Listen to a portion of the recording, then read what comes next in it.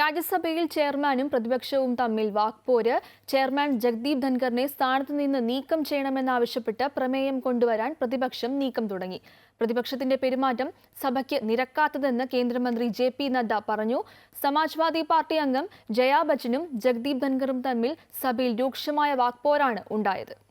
Jaya Amitabh Bachchan is the last speaker on this point.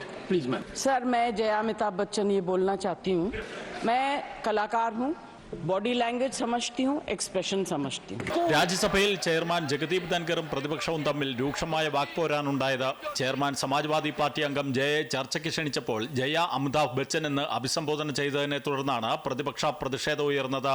തുടർന്ന് പ്രതിപക്ഷം സഭയിൽ നിന്നും പുറത്തുപോയി. താനൊരു അഭിനേത്രി കൂടിയാണെന്നും ഒരാളുടെ ബോഡി ലാംഗ്വേജും ഭാവപ്രകടനങ്ങളും കൃത്യമായി തനിക്ക് മനസ്സിലാക്കാമെന്നും ജയ പറയുകയും ചെയ്തു. ചെയർമാന്റെ ഭാവം സഭയിൽ സ്വീകാര്യമല്ലെന്നും തന്നെ അപമാനിച്ചെന്നും ചെയർമാൻ തന്നോട് മാപ്പ് പറയാതെ പ്രതിഷേധത്തിൽ നിന്ന് പിന്മാറില്ലെന്നും ജയ ബച്ചൻ വ്യക്തമാക്കി. എന്നാൽ സെലിബ്രിറ്റിയാണെങ്കിൽ പോലും സഭയിൽ മര്യാദ പാലിക്കണമെന്നായിരുന്നു ധൻഖറിന്റെ മറുപടി. ഇതിൽ പ്രതിഷേധിച്ച് ജയയ്ക്ക് പിന്തുണയുമായി പ്രതിപക്ഷം സഭയിൽ ബഹളം വെച്ചു. സഭ വിട്ടിറങ്ങിയ പ്രതിപക്ഷം ചെയർമാൻ തുടർച്ചയായി പ്രതിപക്ഷാംഗങ്ങളെ അവഹേളിക്കുകയാണെന്ന് ആരോപിച്ചു. അതിനിടെ പ്രതിപക്ഷത്തിനെതിരെ കേന്ദ്രമന്ത്രി ജെ.പി. നദ്ദ പ്രമേയവുമായി രംഗത്തെത്തി. ധൻഖറിനെതിരെയുള്ള ജയാ ബച്ചന്റെ പരാമർശത്തിനെതിരെയാണ് ബി.ജെ.പി. അധ്യക്ഷനും രാജ്യസഭാ കക്ഷി നേതാവും കൂടിയായ ജെ.പി. നദ്ദ പ്രമേയം അവതരിപ്പിച്ചത്. പിന്നാലെയാണ് പ്രതിപക്ഷം ചെയർമാനെതിരെ ഇംപീച്ച്മെന്റ് പ്രമേയത്തിനുള്ള നടപടികൾ ആരംഭിച്ചത്. എംപിമാർ ഒപ്പുവെച്ച പ്രമേയം 14 ദിവസം മുമ്പ് കൊടുക്കേണ്ടതിനാൽ ഈ സമ്മേളനത്തിൽ പ്രമേയ നടപടികൾ ഉണ്ടാവില്ല. അമൃത ന്യൂസ്, ന്യൂഡൽഹി.